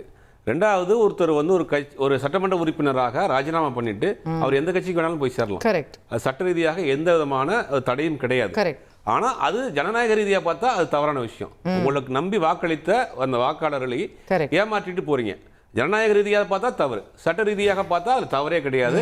அதுக்கு வந்து நீங்க நோட்டீஸ் அனுப்பப்பட்டிருக்கலாம். நோட்டீஸ்ங்கிறது நடைமுறை. விஜயபாஸ்கர் அவர்கள் முன்னாடி வேற என்ன இப்ப தாவேகா தவிர என்ன ஆப்ஷன் இருக்கு? ஒருவேளை திமுக போலாமோ? திமுகவுக்கும் போலாம், தாவேகாவுக்கும் போலாம். இவங்க திமுக கிட்டயும் பேசினவங்க, சி.வி. சண்முகமும் விஜயபாஸ்கரும் திமுக கிட்ட திமுகல சேர்றதுக்கா? திமுகல சேர்றதுக்கும் பேசியிருக்காங்க. அது இல்லாம இவர் வந்தா மெய்யநாதன் கிட்டையும் ரகுபதி கிட்டையும் திமுக தலைமையை கூப்பிட்டு கேட்டிருக்கு இவங்க வந்தா எப்படின்றது புதுக்கோட்டையை பொறுத்த வரைக்கும். அதே மாதிரி பொன்முடி கிட்ட சி.வி. சண்முகம் வந்தா எப்படி இருக்குன்னு, ஏன்னா அவங்களுக்கு ஒரு 1 இயர் பேசுன்றது அங்க இல்லைன்றது. ஸோ இவங்க திமுக கிட்டையும் பேசிக்கிட்டே இருந்தவங்க கடைசி ஆப்ஷன் வந்து தாவேகான்னு வச்சாங்க. இப்போ தாவேகா ஓப்பனாக தான் வச்சிருக்காங்க, அங்க எங்க போறாங்கிறது தெரியல. ஆனா அது வந்து அவங்க எடுக்கக்கூடிய முடிவு பொறுத்து தான் இருக்கு. ஆனால் விஜயபாஸ்கரை பொறுத்த வரைக்கும் தாவேகா போகிறதுக்கான வாய்ப்புகள் இருக்குது அப்படிங்கிறது தான் பெரும்பாலும் சொல்கிறாங்க. ஏன்னா அவருடைய ஆதரவாளர்களுடைய கூட்டம் 2-3 இடத்துல நடத்தியிருக்கிறாரு. அதில் பெரும்பாலானவர்கள் சொன்னது நம்ம தாவேகா நோக்கி போகணும். ஏன்னா இந்த முறை தேர்தலில் 60,000 ஓட்டு வாங்கி ஜெயிச்சிருக்கிறார். இந்த விசில் அலை அடித்தது பிறகும் கூட அவர் தனிப்பட்ட ஒரு செல்வாக்கள் அங்கே இருக்கிறார். அப்போ அவருக்கு பின்னாடி ஒரு இளைஞர்கள் பெரிய கூட்டம் வச்சிருக்கிறார், அவர் ஆதரவாளர்களை திரட்டி வச்சிருக்கிறாரு. அப்படிங்கும் போது அவர்கள்ட்ட ஆலோசனை பண்றப்ப அவங்க பெரும்பாலானவர்கள் தாவேகா போலாம் அப்படிங்கிற ஒரு முடிவு எடுத்துக்கிறாங்க. அவர் தாவேகாவை நோக்கி தான் போவாருங்கிற ஒரு செய்தி. பட் அவங்க சேப்பாங்களான்ற அடுத்த क्वेश्चन இப்போ வருது. இப்போ ஒரு லீகல் ஹர்டில் வருது. இல்ல, அவர் ரிசைன் பண்ணிட்டாருனாலே ஏதோ ஒரு சமிக்கை வந்திருக்குன்னு தான அர்த்தம். இவ்வளவு நாள் ரிசைன் பண்ணாம பண்ணிருக்க மாட்டார். அப்ப அங்க இருந்து ஏதோ ஒரு சிக்னல் வந்திருக்கு, ஓகே பண்ணிட்டாங்க, ரிசைன் பண்ணிட்டாரு. அப்ப சனிக்கிழமை ஜாயின் பண்ண போறாராங்கிறது தெரியல. சனிக்கிழமை திருவிழாவில் அவர் இருக்கிறாரா, சாட்டர்டே திருவிழாவில் சாட்டர்டே சந்தையில் அவர் இருக்கிறாராங்கிறத நம்ம பார்க்கணும். பட் ஏறக்குறைய அவர் தாவேகாவை நோக்கி போக போறாருங்கிற மாதிரி தான் தெரியுது. இந்த கூட்டம் ஷிஃப்ட் ஆகி போயிட்டே இருக்காங்கல்ல அதிமுக, இன்னமும் அது தொடரும் அதிகரிக்கும் தான் என்னுடைய பார்வை. ஏன் அப்படின்னா அதிமுக இருக்கக்கூடிய வேற யார் இந்த பைப்லைன் சி.வி. சண்முகம் இல்ல சொல்ல முடியாது, யாருன்னு சொல்ல முடியாது. அதிமுக இல்ல ரீசன் வேணா நம்ம சொல்லலாம், யார் போக போறாங்கன்னு சொல்ல முடியாது. கரூர் விஜயபாஸ்கர், ஆமா, அதாவது லிஸ்ட் சொல்றாங்க. இவங்க என்னன்னா தொடர் தோல்வி ஒண்ணு, அதாவது அதிமுக பார்க்காத தோல்வி கிடையாது. 91 மிகப்பெரிய வெற்றி, 96 தோல்வி, 2001 வெற்றி, 2006 தோல்வி, 2011 இருந்து 2021 வரைக்கும் வெற்றி தோல்வி அதிமுக சரிசமா ஏற்ற இறக்கமா தான் பார்த்துருக்கு. ஆனா தொடர் தோல்வி அதிமுக பார்த்ததில்லை. முதல் முறை எடப்பாடி பழனிசாமி அவருடைய கைக்கு வந்ததுக்கு பிறகு தொடர் தோல்வி. அப்ப இவர் எடப்பாடி பழனிசாமியால் திமுகவை வீழ்த்தவே முடியல. கடைசி இன்னைக்கு வரைக்கும் வீழ்த்த தாவேகாவே முடியல. வந்துருச்சு. தாவேகா வீழ்த்தி இருக்குது. ஆமா. அப்ப திமுகவுக்கு அதிமுகவுக்கு உள்ள என்ன ஐடியாலஜினா திமுக எதிர்ப்பு தான் அதிமுகவினுடைய கோர். அப்படிங்கும் போது அந்த திமுக எதிர்ப்பே இன்னைக்கு தாவேகா விஜய் செய்யறார். தாவேகா செய்து திமுக வீழ்த்தி இருக்கு, வீட்டுக்கு அனுப்பி இருக்கு, ஆட்சியை விட்டு இறக்கி இருக்குங்கும் போது அப்ப திமுக அதிமுகவை விட தாவேகா திமுக எதிர்ப்பை செய்யுது. சோ இந்த திமுக எதிர்ப்பு ஐடியாலஜில இருக்கிறவங்க எல்லாம் நேச்சுரலாவே ஆர்கானிக்காவே அங்க ஷிஃப்ட் ஆவாங்க. இது ஒரு விஷயம். ரெண்டாவது ஆளும் கட்சி, அவங்களுடைய எதிர்கால அரசியல் இதெல்லாம் நோக்கி தான் ஆளுங்கட்சியை விட்டே 10 எம்எல்ஏ போக போறாங்கன்றாரு. இல்ல அது ஒரு காலத்து செய்தியா போகுது. அப்படி போக மாட்டாங்க. அங்க என்ன கேட்கறாங்க அப்படின்னா மாவட்ட செயலாளர் பொறுப்பு கேட்கறாங்க, புதுசா வந்திருக்க ஆட்கள்லாம் பதவி கொடுக்காங்கன்னா அங்க ஒரு சிறு சலசலப்பு இருக்கிறதா சொல்றாங்க. பட் அப்படி போனாங்கன்னா அதை விட ஒரு வெளிக்கட்சியில இருந்து நிறைய ஆட்கள் வரும்போது இது இயல்பாவே நடக்கும்ல. இயல்பாவே நடக்கும். ஆனா புதுசா வந்தவங்களுக்கு கொடுக்குறீங்க எனக்கு என்னன்ற கேள்வி தாவேக்கால இருந்து ஒரு முடிவு எடுத்திருக்கிறதாக ஒரு தகவல் சொல்றாங்க. ஒருவருக்கு ஒரு பதவி. ஓகே. அமைச்சராக இருந்தால் அமைச்சராக மட்டும் இருங்க, மாவட்ட செயலர் இருந்தால் மாவட்ட செயலர் மட்டும் இருங்க. மாவட்ட செயலராக இருந்தீங்கன்னா நீங்க வந்து சேர்மனுக்கு நிக்க கூடாது, மேயருக்கு நிக்க கூடாது. ஒருவருக்கு ஒரு பதவி அப்படிங்கிற ஒரு டிசிஷன் எடுத்திருக்காங்க. பிஜேபியில இருக்கிற மாதிரியான ஒரு மாடல் கிட்டத்தட்ட அங்க வந்து நேஷனல் பிரசிடென்ட்டா இருந்து பட் அதுக்கப்புறம் அதையும் மாத்துறாங்கன்னு நினைக்கிறேன். அதையும் மாத்திட்டாங்க. அவரு ஹெல்த் மினிஸ்டர் இருந்தார் இல்லையா? ஆமா. அது மாதிரிலாம் இருந்தாங்க. ஆனா இங்க வந்து இப்ப அதிகப்படியான வெளியில இருந்து வெளிக்கட்சி ஆட்கள் வர்றாங்க, அவங்களுக்கும் பதவி கொடுக்கணும், மன்றத்தில் இருக்க ஆட்களும் கொடுக்கணுங்கிற பதவிகளை பிரிச்சு கொடுக்கணுங்கிற மாதிரி முடிவு பண்றாங்க. இந்த 10 பேர் போக போறதாக ஒரு செய்தி பரவிக்கிட்டே இருக்கு. அந்த 10 பேருக்கும் சொல்லணும், அந்த ஓட்டு போட்டது உங்களுக்கு ஓட்டு போடல, உங்க பேரு கூட எதுன்னு தெரியாம ஓட்டு போட்டிருக்காங்க. முதல்ல அதை புரிஞ்சுக்கணும். உங்க பேர் கூட என்னன்னு தெரியாது, உங்க இனிஷியல் கூட என்னன்னு தெரியாது, நீங்க எந்த ஊர்னு கூட தெரியாது, உங்களை பார்த்தது கூட கிடையாது, ஆனா உங்களுக்கு ஓட்டு போட்டுருக்காங்க. விசிலுக்கு விழுந்த ஓட்டு. அந்த மாதிரி எல்லாருக்குமே அந்த மாதிரி கிடையாது மேடம். சில இது விஜய் வேவ் தானே சார்? விஜய் வேவா கூட இருக்கலாம் மேடம். சில தொகுதிகளில் அந்த எம்எல்ஏக்கள் கஷ்டப்பட்டு உழைச்சு தான் வந்திருக்காங்க. இல்ல ஒரு சில அவங்க உழைப்பை சிறுமைப்படுத்த முடியாது, பட் செலவும் பண்ணியிருக்காங்க. அப்போ அவங்களுக்கு வந்து இப்போ நீங்க மாவட்ட செயலாளராக ஒருத்தரை போட்டு அவங்களுக்கு கிரைசிஸ் வரும்போது அந்த கிரைசிஸ் இப்படி வரும். இல்ல பட் அவங்க போய் இப்போ ஒரு உதாரணத்துக்கு நம்ம இப்ப பேசிட்டு இருந்தோம்னா ஒரு விஜயபாஸ்கர் அவர்களால ரெட்டையில ஜெயிக்க முடியும், நாளைக்கு போய் வேற சின்னத்துல நின்னாலும் அவரால் ஜெயிக்க முடியும்னு அவருக்குன்னு ஒரு ஏன்னா இந்த அலையிலையும் அவர் விராலிமலையில ஜெயிச்சிருக்காரு. பட் தாவேகால எல்லா எம்எல்ஏக்களும் அப்படி இல்ல, பேர் தெரியாம ஜெயிச்சவங்க போட்டிருக்காங்க. சைதாப்பேட்டையில முன்னாள் அமைச்சர் மா சுப்பிரமணியத்தை அருள் பிரகாஷ் அவர் யாருன்னு தெரியாது. இப்படிதான் பல தொகுதிகள், ஒரு சில தொகுதிகள் தனிப்பட்ட செல்வாக்குல அவங்க வேலை பார்த்துருக்காங்க, முகம் தெரிஞ்ச நபரா இருக்காங்க. ஆனா இந்த 10 பேர் போறதா சொல்றவங்கள்ட்ட உங்களுக்கு விழுந்த ஓட்டுகள் எல்லாமே உங்க பேர் கூட உங்க இனிஷியல் கூட தெரியாம விஜய்ங்கிற ஒரு முகத்திற்காக விழுந்த ஓட்டு. அவரும் பெருசா ஒண்ணும் சொல்லல, ஒரு வேட்பாளர் மட்டும் சொல்றாங்க, அதுக்காக விழுந்த ஓட்டு. அப்படி ஒரு முடிவை அவங்க எடுக்க மாட்டாங்க. அப்படி எடுத்தாங்கன்னா அது ஒரு தப்பான ஒரு முடிவா இருக்கும். அப்ப இந்த ஷிஃப்ட்ங்கிறது ஆர்கானிக்கான ஷிஃப்ட் தான். அதிமுக வந்து போகக்கூடிய ஆட்கள் திமுகவுக்கு போவாங்களா அப்படிங்கிறது மிகப்பெரிய ஒரு கேள்விதான். ஆல்ரெடி திமுகவுக்கு போனார், ஓபிஎஸ் போனது, இன்னைக்கு வரைக்கும் அந்த பழி சொல்ல அவர் இருந்துகிட்டே இருக்கு. அங்க போய் பதவி வாங்கிட்டீங்களாங்கிற ஒரு பேச்சு அவங்க திருப்பி பேசிக்கிட்டே இருக்கிறாங்க. அப்படிங்கும் போது திமுகவை நோக்கி அவங்க போவாங்களான்னு தெரியாது. தாவேக்காவில் இருக்கக்கூடிய 10 பேருமே திமுகவுக்கு போவாங்களாங்கிறதும் பெரிய சந்தேகம் தான். ஏன்னா அவங்க திமுக எதிர்ப்பு தானே அரசியலே பண்றாங்க. அதனால அவங்களும் இந்த பக்கம் போவாங்களான்னு தெரியாது. உடனே 10 பேர் ரிசைன் பண்ணிட்டு போயிடுவாங்க, போனாலும் கட்சி தாவல் தான் வரும். அப்ப தாவேக்காவல் ஜெயிச்சவங்க 10 பேர் ரிசைன் பண்ணிட்டு போவாங்களாங்கிறதுலாம் அது வந்து நடக்கிறதுக்கு வாய்ப்பே இல்லைங்கிறதா தோணுது. ஓகே, திரு புகழேந்தி அவர்கள் இணைந்திருக்கிறார். நான் அவர்கிட்ட கொண்டு போகணும்னு நினைக்கிறது இது பாலிடிக்ஸ், ஸ்ட்ராட்டஜி, வியூகம் அதெல்லாம் தாண்டி பாருங்க சார், ஜெயிச்சு 1.5 மாசம் தான் ஆகுது.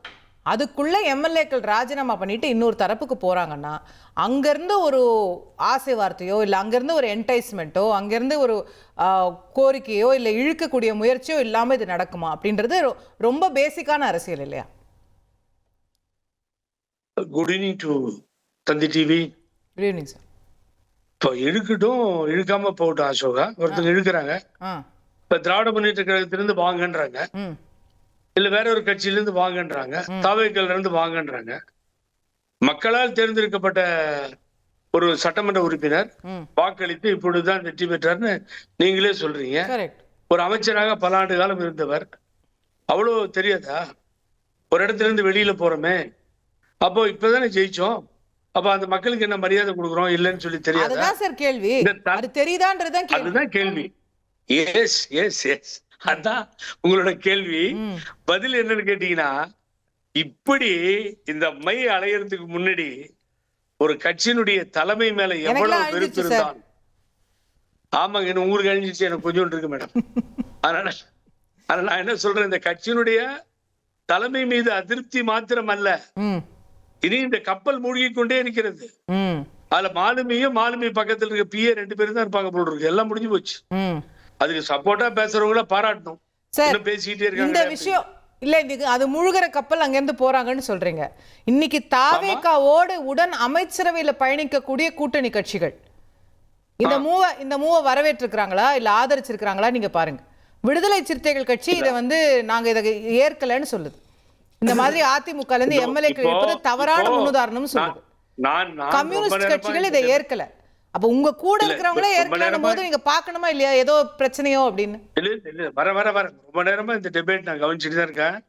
நீங்க வந்து அவர் விஜயபாஸ்கர் வந்துட்டு இப்ப நேரா தாவேக்காக்கு போற மாதிரியே ஒரு கற்பனைக்கு மேடி தந்து அப்படி ஒரு மாதிரி போயிட்டு இருக்கு. அத தாவேக்கா தான் முடிவெடுக்கும் அவரை சேர்க்கிறதா இல்லையா. சார் நான் தெளிவுபடுத்துறேன், பாக்குற எல்லாருக்கும் தெளிவுபடுத்துறேன். திரு விஜயபாஸ்கர் அவர்கள் தாவேக்காவில் இல்லை, திரு ஜவஹர் அலி தாவேக்காவில் இல்லை, திரு புகழேந்தி தாவேக்காவில் இல்லை. போதுமா?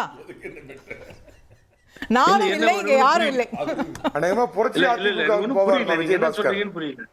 நான் முழுவதுமாக தாவேக்காவினுடைய ஆதரவாளர் தான். தாவேக்காவை தான் ஆதரிப்பேன். ஏன்னு கேட்டீங்கன்னா இனிமேல் ஃபியூச்சர் தாவேக்கான்னு ஆயிப்போச்சு. இனிமேல் 5-10 வருஷம் ஏடிஎம்கே கதையை கம்ப்ளீட்டா முடிச்சாச்சு. ஒரு இயக்கம் மார்க்சிஸ்ட் கம்யூனிஸ்ட் கட்சி இருக்கு. நீங்க கட்சியில சேர்ந்துட்டீங்களான்னு ஜவஹர் அலி கேக்குறாரு. இல்ல எதுல நீங்க தாவேக்கால சேர்ந்துட்டீங்களான்னு ஜவஹர் அலி சார் கேக்குறாரு. இல்ல அவர் கூடிய வராருன்னா கூட்டு போற ரெடியா இருக்காங்க. அதனால ஒண்ணும் தப்பு கிடையாது. அவர் சொல்லலனே நம்ம பேசுனதெல்லாம் அவங்க நானே அவரை போன் போட்டு ஜவஹர் அலியை வாங்கன்னு கூப்பிடுறது ரெடி. ஏன்னா மைனாரிட்டில இருந்து சில ரொம்ப பேர் வேணும் இங்க. நீங்க அவரை கூப்பிடுறீங்களோ அவர் உங்களை கூப்பிடுறாரோ ஏதோ பண்ணுங்க, வாங்க டிபேட்டுக்கு வாங்க. அது அதான் சொல்லுங்க நீங்க. இப்போ அது இல்ல மேடம், தயவு செஞ்சு ஒரு கட்சியிலிருந்து போவது அவமானமாக தெரியவில்லை, அசிங்கப்படவில்லை. இத்தனை நாள் நான் கேட்கிறேன். அவர் மெதுவா கேட்டார். என்னோட நண்பர் சைலண்டா ஆரம்பிச்சாரு. நேற்று வரைக்கும் தெரியலையா இந்த விஜய் ஊழல் ஏன் உள்ள வச்சிருந்தீங்க? ஊழல் புறையோடி இடி இன்கம் டாக்ஸ் எல்லாமும் சேர்ந்து அழுத்தி ஏகப்பட்ட வழக்குகளை சந்திக்கின்ற நபர் நேற்று வரை உங்களிடத்தில் இருக்கும் பொழுது கங்கையில இருந்தவர் இன்னைக்கு வெளியில விட்டா கூவத்தில் மிதப்பவர். என்னங்க அர்த்தம்? அதே கேள்வி அப்படியே திருப்பி கேளுங்க. அதே கேள்வி தாவேக்கா நோக்கி கேட்கலாம்ல. நேற்று வரை ஒரு அதிமுக இருக்கிற வரைக்கும் ஊழல்வாதி, இன்னைக்கு இங்க உள்ள வந்துட்டாருன்னா வாஷிங் மிஷின்ல லாண்டரி பண்ணி கிளீன் ஆக்குவீங்களா? தயவு செஞ்சு ரொம்ப பெரிய நீங்க எங்க பாயிண்ட் அவுட் பண்றீங்க, தப்பு பண்றீங்கன்னு தெரியாம நீங்க தாவேக்கா பேசிட்டு இருக்கீங்க. நான் என்ன கேக்குறேன், ஊழல் அமைச்சர்கள் இதுவரை சேரவில்லை, சேர மாட்டார்கள் இல்லை. நாளைக்கு ஏங்க இது நான் இப்படி ஒரு பதில சொன்னா ஒரு நாளை சேர்க்க மாட்டார்கள் என்று உத்தரவாதம் தருகிறீர்களா? அப்படின்னா நான் என்ன அந்த கட்சியினுடைய தலைவரா?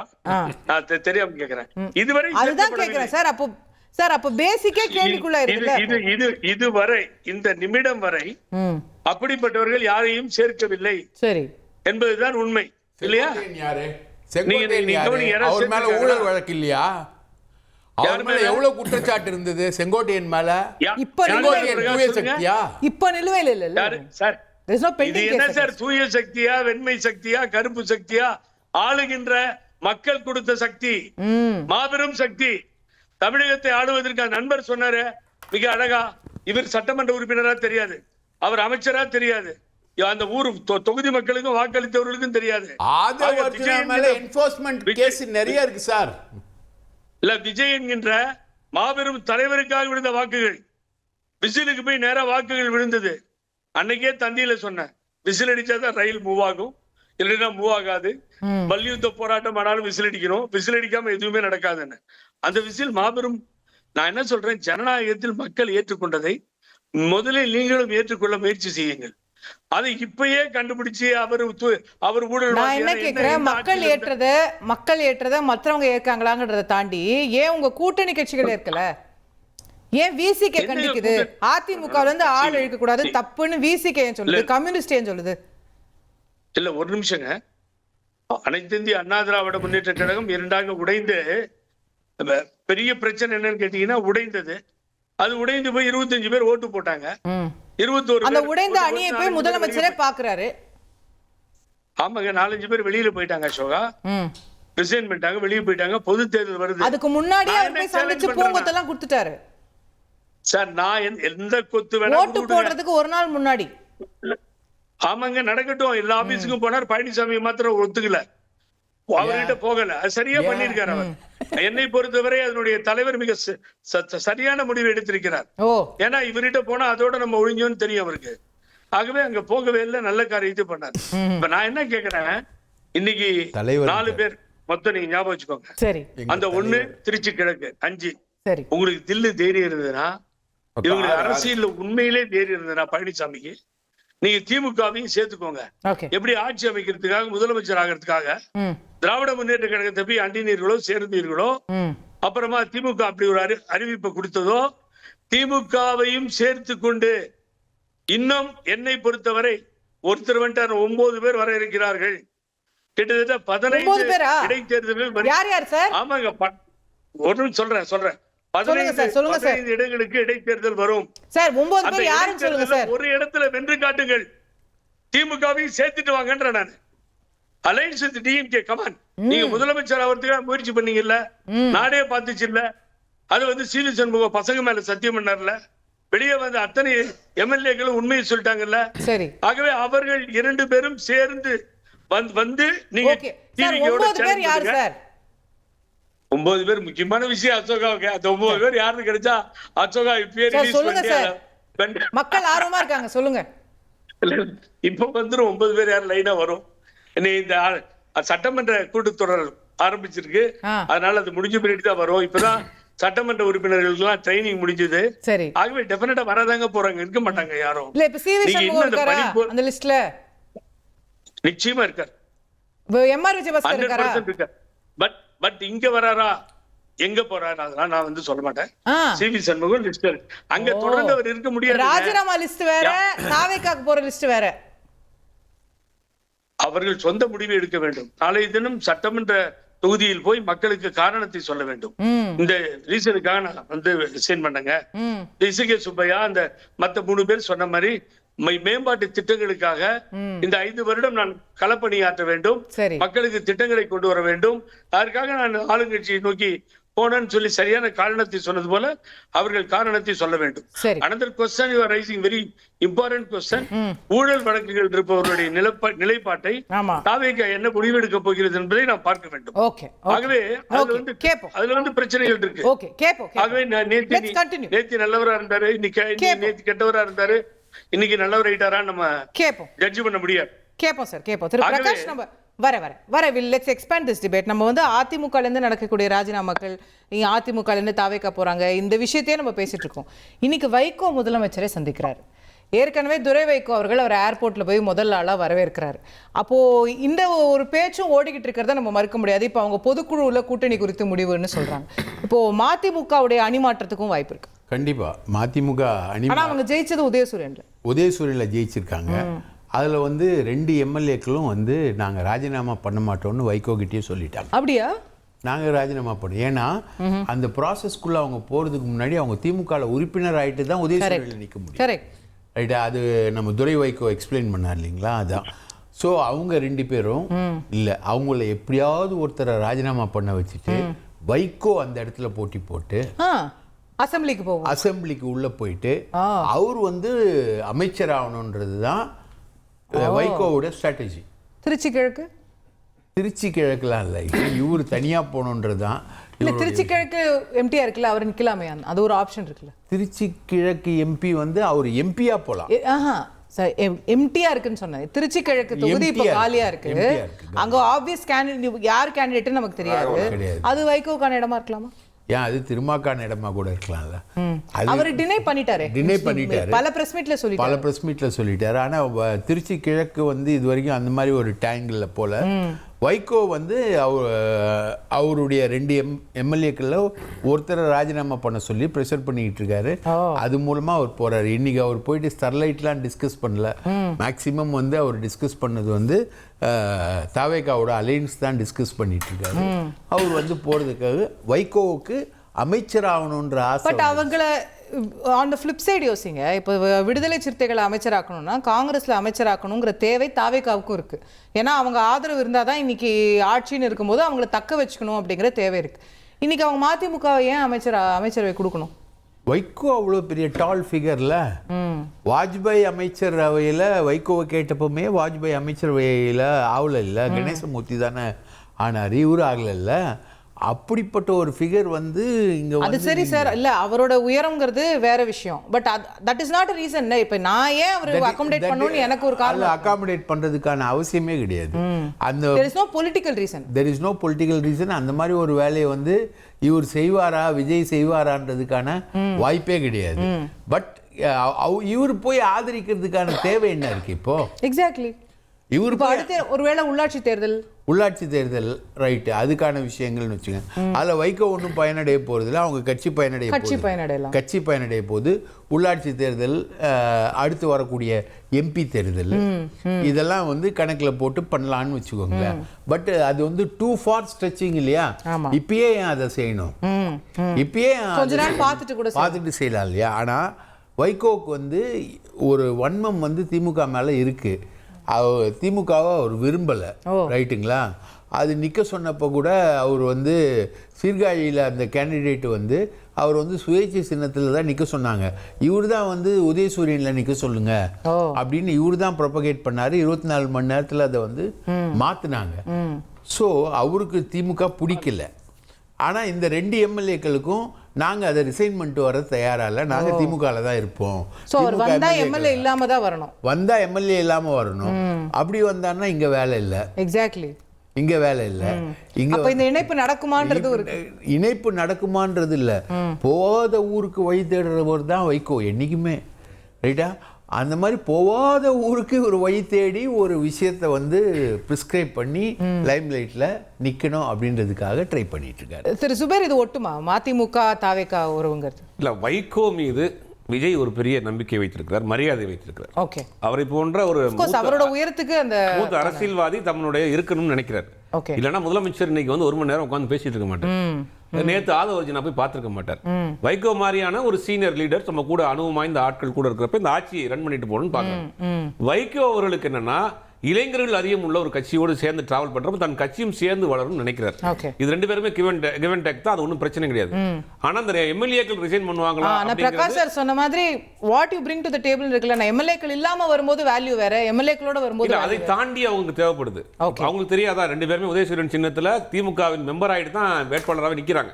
அவங்க ரிசைன் பண்ணிட்டு வர மாட்டாங்க. வந்தா நீங்க ஜெயிக்க முடியுமா அப்படிங்கறதெல்லாம் சந்தேகம் இருக்கு. அப்ப அவங்க வர மாட்டாங்க. அப்ப வைகோ, துரை வைகோ இருக்கார். துரை வைகோ தனி சின்னத்தில் நின்று ஜெயிச்சிருக்காரு. அவர் அங்க போலாம்.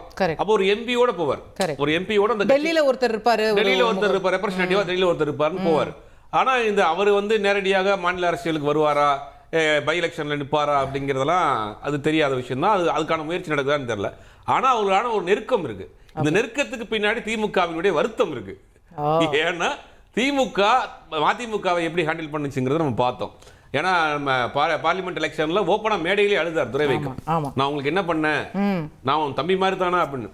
இன்னும் திமுக வந்து கூட்டணி கட்சிகளை தொடர்ந்து இந்த மாதிரியான காயப்படுத்துற வேலை செஞ்சுக்கிட்டே இருந்தாங்க. அது ஒரு கட்டத்தில் இன்னைக்கு இவ்வளவு பெரிய வெடிச்சு வெளியில் தர செதறி வந்திருக்குன்னா வேற ஆப்ஷன் இல்லாமல் இருந்தாங்க. இப்போ கம்யூனிஸ்டுகளாக இருக்கட்டும், விசிகாவாக இருக்கட்டும், காங்கிரஸாக இருக்கட்டும், போன தேர்தலில் ஒன்றா ட்ராவல் பண்ணாங்க. ஆனால் அவங்க வேற ஆப்ஷன் இல்லாமல் இருந்தாங்க. ஆனால் இன்னைக்கு ஒரு ஆப்ஷன் வந்தவொடனே அதை வந்து இவங்க உடச்சிக்கிட்டு வெளியில் வர்றாங்க. அப்போ மதிமுகவுக்கும் அந்த கசப்பான அனுபவங்கள் இருக்கு. வேற வழி இல்லாமல் என்ன பண்ணாங்க, நான் தாங்கிக்கிட்டு ஒரு மத சார்பற்ற ஒரு கூட்டணி உடஞ்சிடக்கூடாதுங்கிறதுனால சில விஷயத்தை காம்ப்ரமைஸ் பண்ணிட்டு அங்கே இருந்தாங்க. இப்போ அவங்களுக்கான ஒரு ஆஃபர் வந்திருக்கு, வாய்ப்பு வந்திருக்கு, பயன்படுத்திக்கலாம்னு நினைக்கிறாங்க. தாவேகாவும் அவரை பயன்படுத்தி நினைக்கிறாங்க, மதிமுகவும் இவரை பயன்படுத்திக்கிறோம்னு நினைக்கிறாங்க. இது ஒரு சுமூகமாக தான் போகும் நான் நினைக்கிறேன். ஓகே திரு சேலம் மணிகண்டன் உங்கள்கிட்ட கொண்டு போகணும்னு நினைக்கிறது, இன்னைக்கு நம்ம வைகோ அவர்கள் பற்றி பேசுகிறோம், மதிமுக அணிமாறுறாங்களா அப்படிங்கிறத பற்றி பேசுகிறோம். அப்போது கட்சிகளே இந்த மாதிரி நிலைப்பாடுகள் எடுக்கும்போது, ஒரு அரசியல் நிலைப்பாடுகளே மே 4ஆம் தேதிக்கு அப்புறம் இவ்வளோ பேர் மாற்றிக்கொள்ளும் போது எம்எல்ஏக்கள் மாற்றிக்கிறதுல என்ன ஆச்சரியம் இருக்குது? இதில் என்ன இழுக்கிறாங்க வைக்கிறாங்கன்றதுல இருக்குது. இங்கே எப்படி வைகோ அவர்களுக்கு ஆளுங்கட்சி பக்கம் போகணும்னு தோன்ற ஒரு வாய்ப்பு மாதிரி தனிப்பட்ட எம்எல்ஏக்களுக்கு தோணுது, போறாங்க. அதை ஏன் குறையா காணணும்? இல்லம்மா, மே 4ஆம் தேதி இந்த விஜய் சுனாமிக்கு அப்புறம் நம்ம என்னுடைய நண்பர் சுபேரை பார்த்து எனக்கு ஒன்று கேள்வி கேட்க தோணுது. பேசியது நீதானா, சொல் சொல் சுபேர் என் உயிரே அப்படின்னு சுபேரெல்லாம் இந்த நிலைமைக்கு மாத்திருக்குது. அப்படின்னா பொழுக்குன்னு கண்ணு தண்ணி விடுற வைகோவுக்கும் துரை வைகோவுக்கும் இந்த மாதிரி ஒரு மாற்றம்லாம் வந்திருக்கும். அதுல ஒன்றும் பெருசா நான் தப்பு காணலம்மா. நான் இப்பதாமா ஒரு செய்தி கேள்விப்பட்டேன். அதாவது நேற்று வரை பதவியில் இருந்த ஸ்டாலினை ஆதரித்த இன்று பதவியில் இருக்கும் விஜய் ஆதரித்த புரட்சி அதிமுகவில் விஜயபாஸ்கர் சேர போறாருன்னு கேள்விப்பட்டோமா. புரட்சி அதிமுகவுடைய நிறுவனர் அண்ணன் புகழேந்தியை பார்த்து அந்த கட்சியில் நாளைக்கு அவர் தன்னை இணைச்சிக்க போறாரு அப்படின்னு நான் கேள்விப்பட்டேன். அண்ணா வாழ்த்துக்கள்னு இப்பதான் செய்தி கேள்விப்பட்டேன். இதுல என்னடாமா உங்க டிவில தான் என்ன முடிச்சிருக்கேன் நானும் அப்புறம் பேசுங்க. ஆனா நான் முடிச்சதுக்கு அப்புறம் பேசுங்க. அதாவது 3 வருடத்துக்கு முன்னாடி உங்க தந்தி டிவியில தான் திரு எடப்பாடி பழனிசாமி அவர்கள் தனக்கு பின்னாடி மிதுனை அந்த கட்சியில இருந்தே படிப்படியா கொண்டு வரணும்னு பேசிட்டு 9 மணிக்கு நான் போனை வச்சவொடனே அடுத்த நிமிஷம் அவர்கிட்ட இருந்து எனக்கு அழைப்பு வந்தது. கடுமையா கண்டிச்சார். நீ அதிமுக ஏதோ நல்லது பண்ற, அரசியல் விமர்சகர் பேசிட்டு இருக்கன்னு நினைச்ச, நீ என்னப்பா எனக்கு தீமை பண்ற, கெடுமை பண்ற, அதிமுகவில் குடும்ப ஆட்சின்னு உனக்கு கிடையாதப்பா, இந்த மாதிரி பேசுறதா இருந்தா நீ அதிமுகவுக்காக இனிமேல் பேசாதன்னு என்ன 3 ஆண்டுகளுக்கு முன்னாடியே கடுமையா அவர் கண்டிச்சாருமா. ஒரே ஒரு விஷயத்த நான் ஃபைனலா சொல்லிடுறேன், புரியுறவங்க புரிஞ்சுக்குங்க, தயவு செஞ்சு குறுக்கிடாதீங்கம்மா. டெல்லி சிபிஐ வழக்கு, ஊசலாடும் ஆட்சி, எதிர்கட்சிகள் எம்எல்ஏ ராஜினாமாவில் வரும் கெட்ட பெயர், கஜானா காலி, உள்ளாட்சி தேர்தல், இந்த பிரச்சனை ஒருத்தருக்கு. கட்சிக்கு உடனடி டேமேஜ் கண்ட்ரோல் தேவை, தொடர் தோல்வியை சரி செய்ய வேண்டும், ஆட்சியிலும் பங்கு அதிகாரத்திலும் பங்கு என்ற அடிப்படையில் மூகாம்பிகை பிரசாதம் ராயப்பேட்டைக்கு போகலாம், பழனி பஞ்சாமிர்தம் பனையூருக்கு போகலாம். இது நக்கீரன் பிரகாஷுக்கு தெரியுமோ தெரியலையோ எனக்கு தெரியல. எங்க திரும்ப சொல்லுங்க, உங்க கோடை டீகோட் பண்றது கொஞ்சம் டைம் ஆகுது.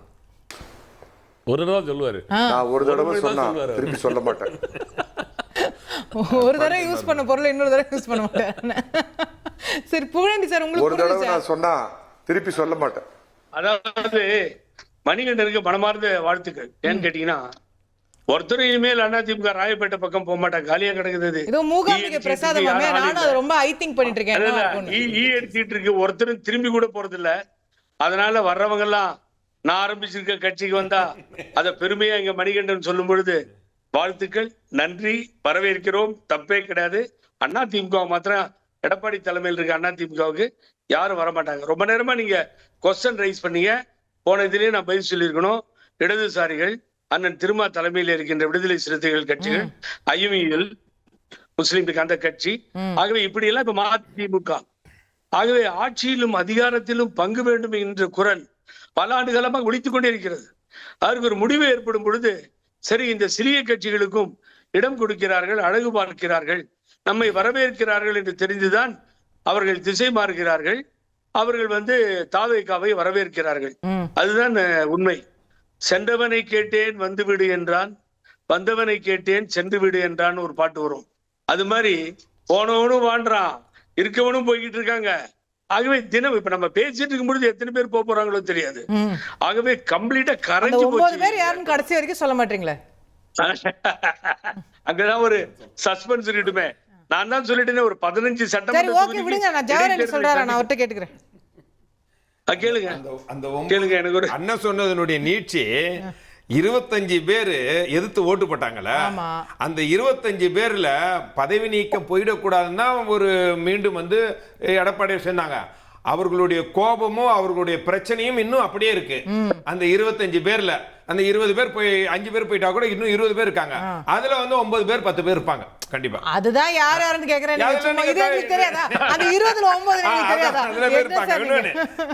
இன்னொன்னு மேடம்,